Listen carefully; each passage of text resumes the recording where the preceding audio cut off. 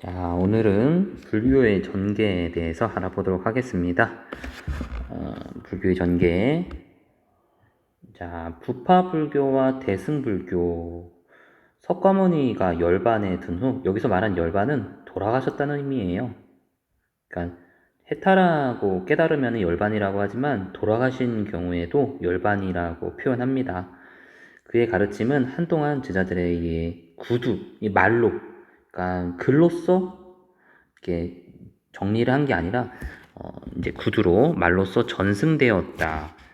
이후 경전 편찬을 통해 이제 석가모니가 살아 계실 때는 말로써 얘기를 가르침을 하지만 돌아가셨기 때문에 그 가르침은 경전 책을 만들어야 되죠.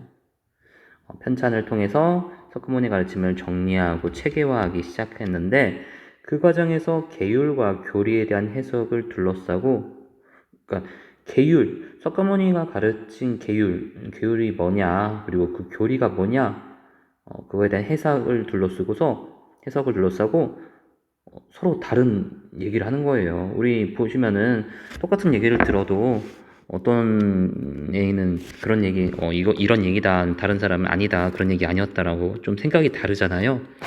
그래서 교파가 생겨나게 됩니다. 이렇게 해서 분열이 되기 시작합니다. 이 시기의 불교를 부파불교라고 한다. 그러니까 부라는 것은 어떤 부서할 때 그 부를 말하는 거고, 파벌이 형성되었다는 걸 말하는 게 부파불교입니다. 부파불교는 개인의 해탈을 중시하여 왔으며, 왜 그랬을까? 부파불교는 경전 편찬을 하잖아요. 근데 그 경전을 만드는 게 보통 사람이 하는 게 아니죠. 굉장히 똑똑한 사람만 가능하기 때문에 다른 사람을 돌볼 여력이 없어요. 그래서 개인의 해탈을 중시하게 된다. 따라서 수행자가 자신의 내면에 몰입하여 사회에 분리된 엄격한 종교성을 추구할 것을 강조하였다. 너무 이제 개인에 몰입하니까 사회와 단절된 그런 상태가 돼버린 겁니다. 이러한 부파불교의 특징은 부파불교의 이상적 인간상인 아라한을 통해서도 엿볼 수 있다. 자, 아라한이 뭐냐? 아라한은 일반적으로 가장 높은 경지에 오른 수행자를 의미하기 때문이다. 그럼 일반인으로서는 가장 높은 경지에 오르도록 수행하기가 어렵죠. 그러니까 출가해야 돼요. 출가를 통해서 수행을 해서 아라한에 이를 수 있는 거예요. 여기 왼쪽에 보시면은 본래 부처를 이르는 말이었어요. 원래는. 근데 후에 불자들이 도달하는 최고의 계위, 어떤 계층, 어떤 계단을 할 때 계고 위치, 높은 경지에 이르는 그런 말로 바뀌어 쓰였다는 거죠. 자, 그러나 부파불교는 출가 수행자가 아니고서는 성취하기 어려운 교리를 강조한다는 비판에 직면합니다. 너무 어려워요. 공부 많이 해야 돼요. 더군다나 출가를 해야 됩니다. 일반인들은 하기 어렵습니다. 그리고 이를 개혁하고자 하는 새로운 불교 운동이 나타났는데 그 결과로 탄생한 것이 대승불교이다. 여기 대승이라는 말 왼쪽에 나와 있습니다. 대승불교의 대승은 많은 사람이 함께 탄다는 거예요. 대가 큰 대, 그리고 승은 승강기할 탄다는 의미예요. 많은 사람이 함께 타고 깨달음에 이를 수 있는 큰 수레라는 것이다. 그 수레를 타면 깨달음을 향해서 나갈 수가 있는 거죠. 근데 대승불교에서는 중생의 구제를 강조한 자신들을 대승불교라고 스스로 칭한 거예요. 자기네들은 큰 수레다. 그 수레를 타고서 많은 사람들이 타고서 깨달음을 향해 나간다. 우리는 대승이다.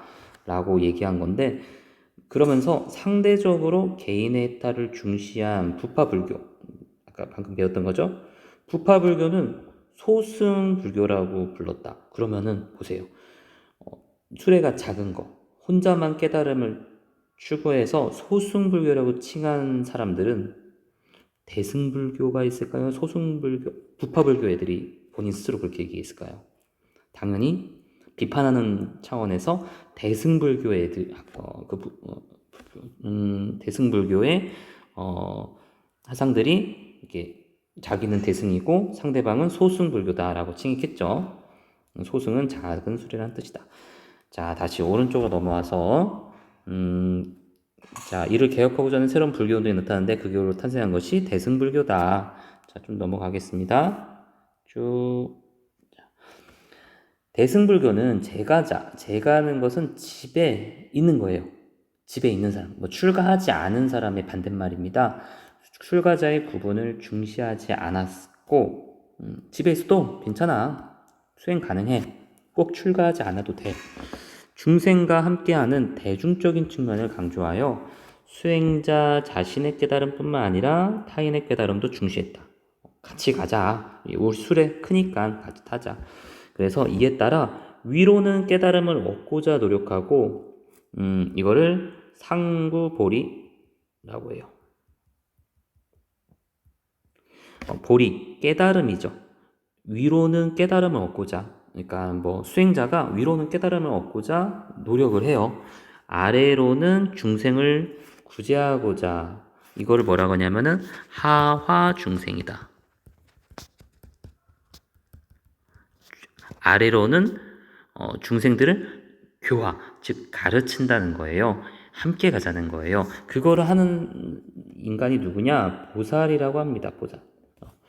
보살을 이상적인 인간성으로 제시하고 보살이 되기 위한 수행 방안으로 육바라밀의 실천을 강조했다. 자, 육바라밀이 뭔지 볼게요. 보살이 열반에 이르기 위해서 실천해야 할 6가지 덕목을 널리 베푼다는 의미에서, 자, 베푼다. 이 말 자체가 함께 가자는 거죠. 혼자만 챙기는 게 아니라 함께 가자라는 거라서 그런 의미가 들어 있습니다. 아이고, 죄송합니다. 자, 먼저 보시 베푼다. 그리고 계율을 준수한다는 말에서 지계 계율을 지킨다. 그리고 인욕 관용을 의미한다. 그러니까 남이 뭐 잘못한 거 있어도 어떤 욕 욕이라는 것이 어떤 모욕을 말하는 거예요. 남이 나한테 모욕감을 주었어. 그런데도 그냥 그러니 인정해 주는 거야. 참을 인자. 그리고 노력을 의미하는 정진, 열심히 노력해라, 수행해라. 흔들림 없는 평상심을 의미하는 선정. 선정은 저번 시간에 얘기했죠. 마음을 한 군데로 모아서 아주 마음에 흔들림 없이 고요함을 이루는 것. 지혜를 의미하는 반야. 지혜는 생각의 작용이 일어나는 걸 의미합니다. 자, 그래서 보시, 지계, 인욕, 정진, 선정, 반야를 6가지라는 말에서 육바라밀이라고 했습니다. 참고로 바라밀이라는 것은 이 언덕에서 저 언덕으로 가다라는 뜻을 갖고 있어요. 그러니까 지금 현재 상태에서 진리의 세계로 도달하는 거를 바라밀이라고 하는데 그 바라밀에는 6가지가 있다. 이렇게 이해하면 됩니다. 자, 대승불교의 교리는 공서상을 중심으로 전개되었다. 공, 완전 핵심이에요. 공은 비어 있다는 걸 의미하는 건데, 뭐 오른쪽에 다음 페이지에 나와 있으니까 그때 설명하겠습니다. 특히 공에 대한 이론적 측면을 철저히 논한 중간 사상이다. 이거는 이론적 측면이다. 이를 수행론적 측면에서 보완한 유식 사상이다. 이거는 수행, 뭔가 직접 실천할 수 있는 이제 수행할 수 있는 방안을 마련해 주는 사상이 있다. 이렇게 이해하면 됩니다. 자, 63페이지로 가서 중관사상은 공사상을 확립한 용수에 의해 구체화됐다. 용수, 여기 얼굴 나오시죠? 인도의 불교학자예요. 본래 이름이 나가르 주나인데 용수에 구체화됐다. 용수에 따르면 모든 존재는 연기에 의해, 앞에 석가모니 사상이 기본적으로 다 깔려 있습니다. 원인과 결과로, 이거 뭐라고 해요? 연기, 원인과 결과. 이거를 인연생기라고 하죠. 이거를 줄여서 연기. 얽힌 상호 의존적인 존재이다. 그렇죠. 상호 의존이라는 건 서로 연결되어 있다는 거죠. 의존, 어떤 존재가 일어나려면 그것을 지탱해주는 다른 존재가 있어야 돼요. 독립적으로 뭔가 만들어지지 않아요. 의존적인 존재이므로 고정불변하는 독자적인 성질, 즉 자성이라는 것은 존재하지 않는다. 자, 무슨 말이냐? 우리는 상호 의존적으로 연결되어 있습니다. 뭐 예를 들면 뭐 여기 뭐 A4 용지 종이가 있다고 해봅시다. 그럼 A4 용지 종이가 있게 하려면은 뭐 나무가 있어야 되고 어떤 이거를 베는 사람도 있어야 되고 배달하는 사람도 있어야 되고 여기는 종이에 담긴 나무가 자라려면 구름도 있어야 되고 햇빛도 있어야 되고 무수한 원인과 결과를 통해서 이제 이런 종이가 탄생하게 되는 거죠. 그런데 이런 종이가 고정불변하지 않습니다. 왜냐? 여기에는 이제 뭐 산소, 그러니까 산화되는 거죠. 산소와 결합되어서 다른 어떤 이런 종이 같은 것이 점점 변색되어 가는 거죠. 그것도 외부 환경, 바람이 불거나 비에 젖거나 이러면서 다른 조건에 의해서 이 종이는 없어지게 되는 거죠. 그럼 종이는 원래 종이라고 하는 독자적인 성질은 원래부터 존재한 것이 아닙니다. 원인과 조건에 의해서 종이라는 것이 잠깐 있다가 또 다른 조건, 자, 종이 치네요. 끊을게요. 자, 그렇게 종이는 원인과 조건으로 종이가 존재했다가 다른 조건, 바람, 뭐, 물 이런 거 젖으면서 종이는 사라지고 마는 거죠. 종이라고 하는 것은 어떤 본질적인, 독자적인 성질, 이런 것은 존재하지 않습니다. 잠깐 원인과 조건으로 만나고 있다가 나중에 원인과 조건이 안 되면 사라지는 거예요. 그래서 그것을 우리는 공이라고 하는 겁니다. 공. 없다. 본질적인 어떤 고정불변의 것은 없다는 것이 바로 이 공이 의미하는 말입니다. 따라서 우리가 실제, 저번에 시간에 배웠죠? 고정불변하는 어떤 본질적인 것, 이런 것, 실체라는 것은 존재하지 않는다. 다시 말해 모든 존재는 실체가 없는 공이라는 것이다.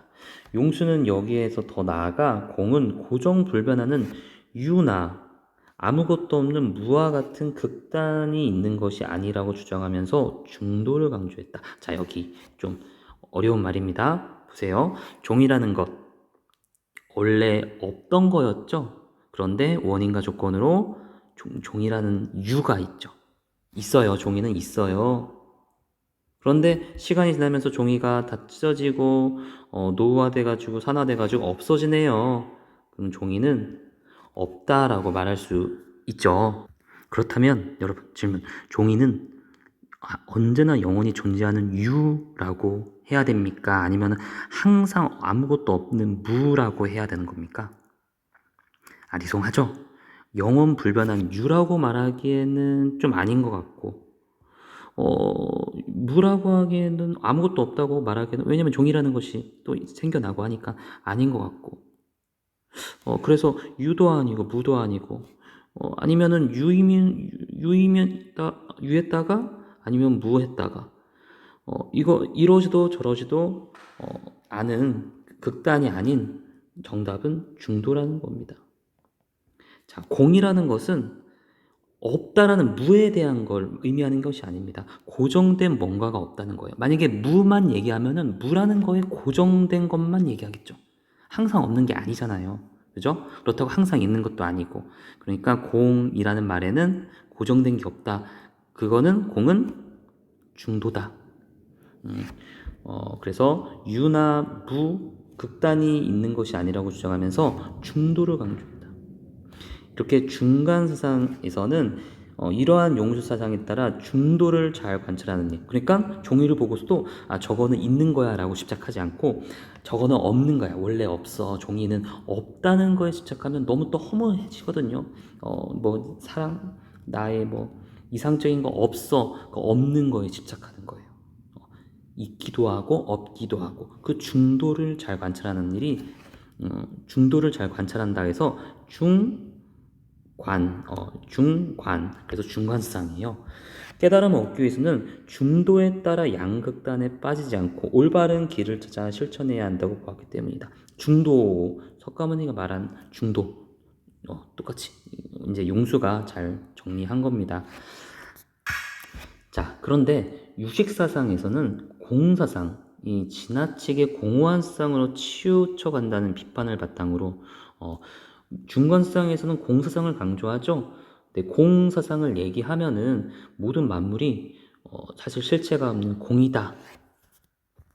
그래서 우리의 마음, 영혼, 뭐 모든 만물, 모든 게 다 공이다라고 얘기하면서 여기 이제 중간상 세상에 그 무엇이든 실은 공인 것이죠. 너무 모든 게 공이라는 것을 얘기하니까 약간 공허한 세상으로 가는 것 같다라고 비판을 합니다. 물론 공 세상에서도 너무 없음에만 치우치지 말라고는 했습니다.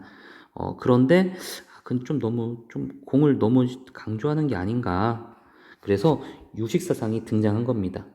유식사상은 모든 것은 연기에 의해 발생하며 자성, 어떤 스스로의 어떤 성질, 독자적인 성질이 없다고 봅니다. 이건 똑같이 해요. 왜냐면 공사상 인정합니다. 유식사상도. 불교이기 때문에 그렇죠.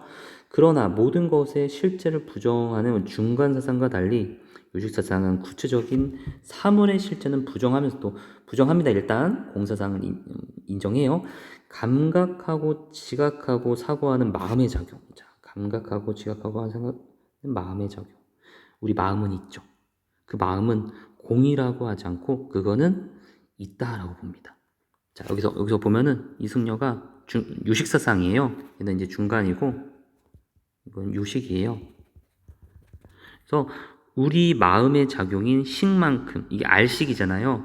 안다는 것은 마음이 존재하니까 마음의 작용인 식도 존재한다고 보는 거죠.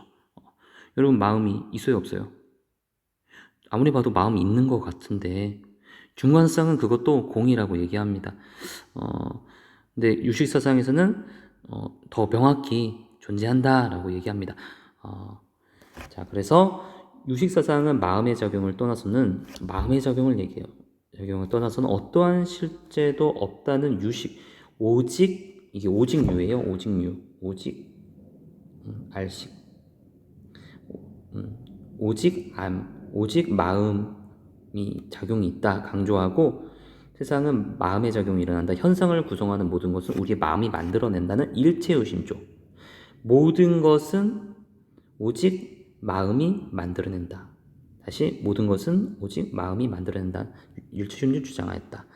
그래서 유식사상은 마음에 대한 깊이 있는 논의와 마음에 대한 관심을 갖다 보니까 마음에 대해서 많이 얘기를 하고 마음을 닫기 위한 수행에 관심을 더 둬요.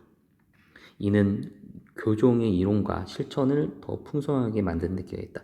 마음이 있기 때문에 마음을 닦아내고 마음을 깨끗하게 하고 수행한다는 것, 어떤 수행법을 얘기를 하는 것, 교종, 이제 교종이라는 것은 이제 교리를 가르치는 말 많이 하고 책 쓰고 교리를 강조하는 종파가 이제 교종인데 그거에 많이 유식사상이 많이 교종에 영향을 준다고 하는 겁니다. 중간상 입장에서 보면은 그 마음도 공이야. 마음도 없어. 이렇게 말하게 되죠. 그러고는 중간상은 마음이 없기 때문에 딱히 뭐 마음을 깨끗하게 할 방법, 수행 뭐 이런 거를 얘기하지 않는 거예요. 수행법에 대한 얘기하는 거예요. 약간 이론적인 것으로 치우치는 게 중간이라고 했죠. 마음 없어. 모든 건 공이야. 너희 마음 닦을 거 없어. 원래 없으니까. 공이니까. 그러다 보니까 할 게 없는 거예요. 이론에만 빠진 거예요. 그래서 이거를 부정하고 나온 게 유식사상인데, 유식사상은 이제 실천, 수행 방법을 얘기한다는 거죠. 이해되겠습니까? 말에 중도, 출가자가 가까이 하지 않아야 할 두 가지 극단이 있다. 이건 이제 석가모니 관련된 건데 두 가지 극단은 무엇인가? 그것은 저열하고 촌스럽고 저열하고 촌스럽고 범속하고 성스럽지 못하고 이익을 주지 못하는 감각적인 욕망에 대한 쾌락. 그러니까 이거는 쾌락 탐닉에 대한 거예요. 이게 하나의 극단. 괴롭고 너무 수행하느라고 너무 밥도 안 먹어. 괴롭고 성스럽지 못하고 이익을 주지 못하는 자기 학대. 실제로 석가모니의 어떤 경험담이죠.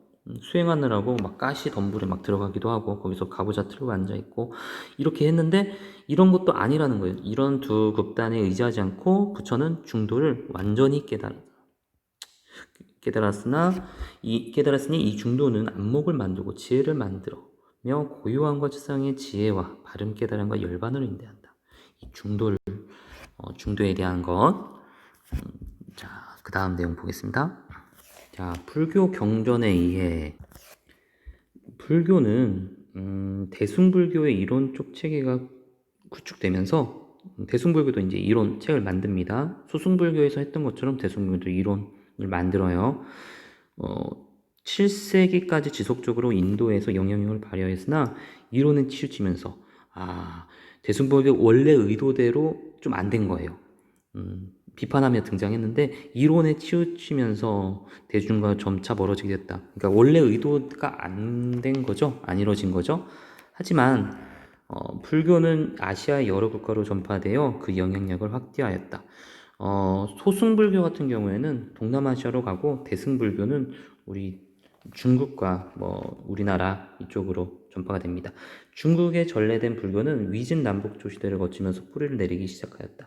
당시 중국 지식인들은 불교에 대한 이해가 거의 없었기 때문에 불교의 교리를 그들에게 친숙한 도가사상, 아직 안 배웠어요 우리, 개념을 빌려서 해석하고 설명하는 경향을 보였다. 이러한 불교 이해 방법을 격의불교라고 한다. 라고 해서 원래 불교에서 말하는 공이라는 개념이 있죠. 이거를 도가에서는 무라는 개념으로서 옮겨서 적은 거예요.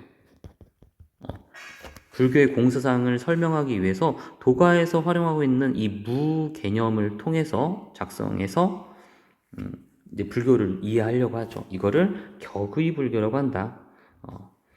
자, 그 다음 보겠습니다. 이후 중국 불교는 다양한 불경 번역을 통해 인도에서 불경 만들었으니까 경전 만들었으니까 번역하는 거예요.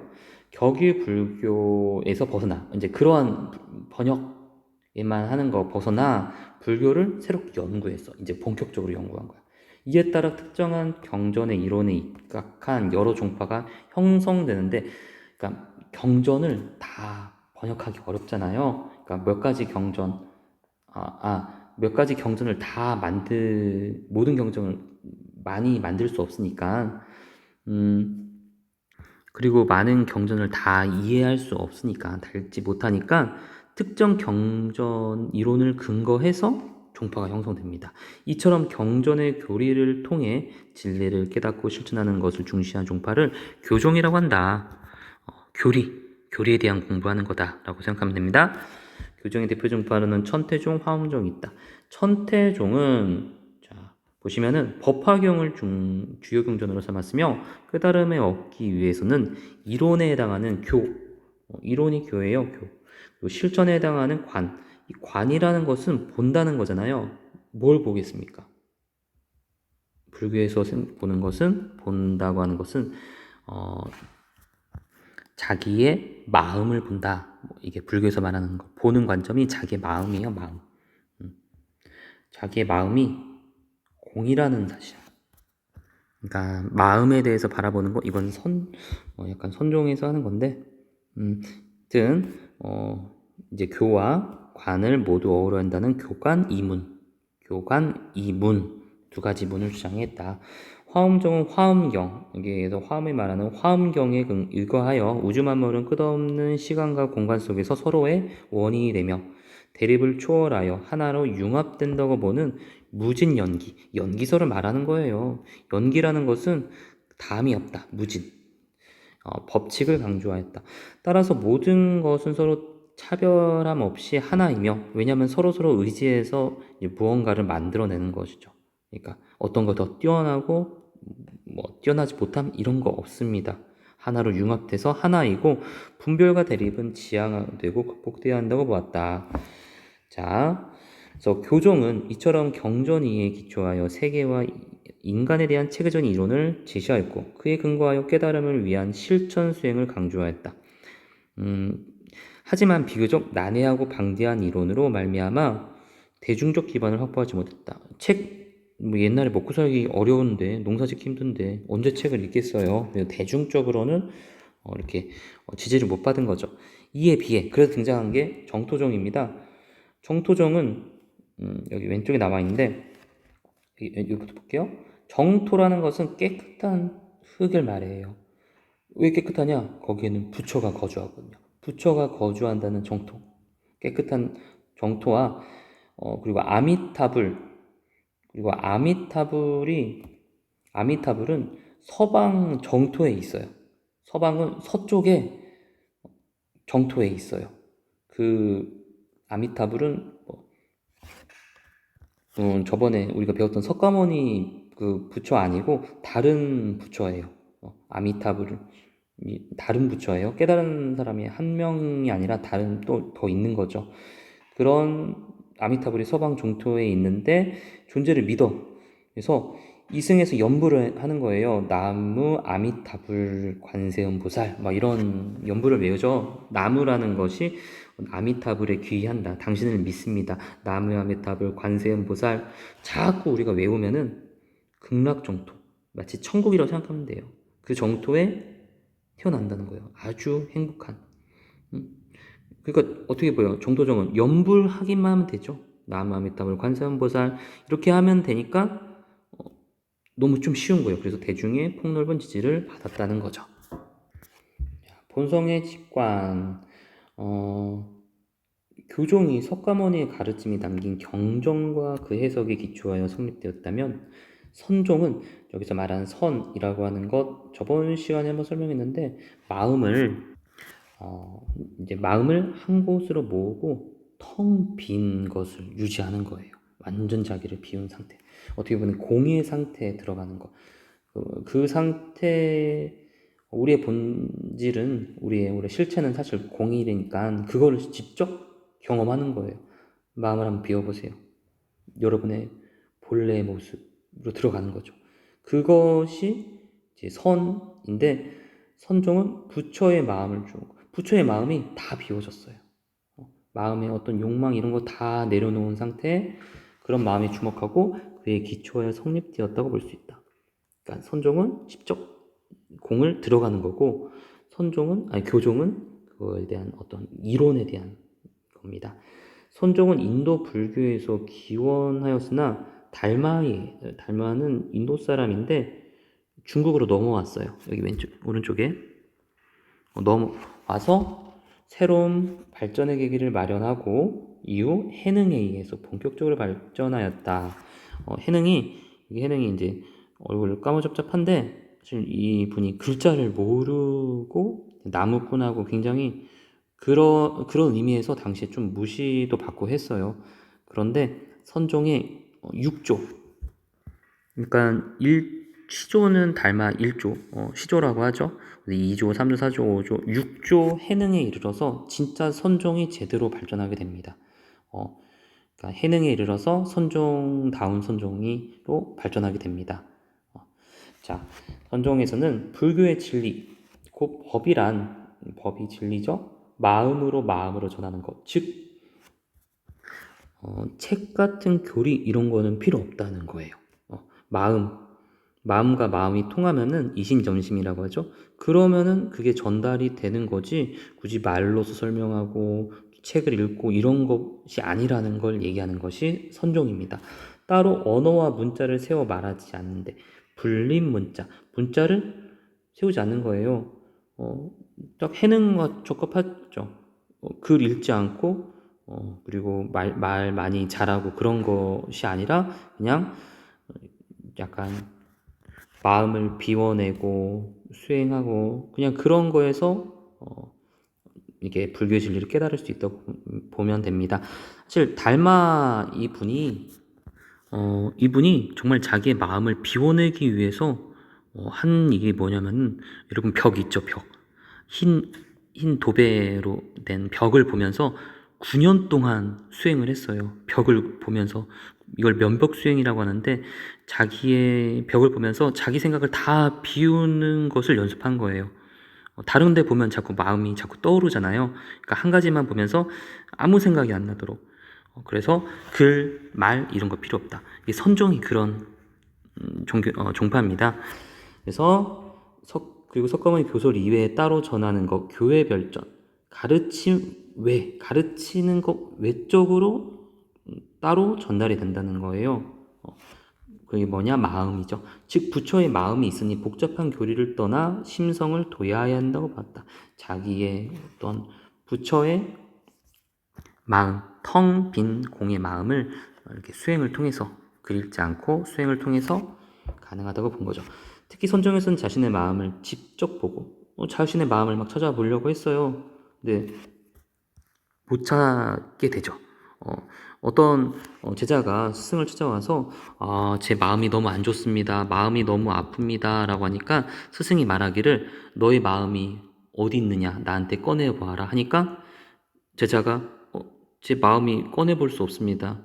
만져볼 수 있냐? 없습니다. 그 마음이 없는데 왜 아프다는 거지? 하는 순간 그 제자가 깨달아요. 마음이라는 것은 공이구나. 실체가 없는 거구나. 사실 마음을 직접 본다는 것은 마음에 실체가 없는 것을 아는 겁니다.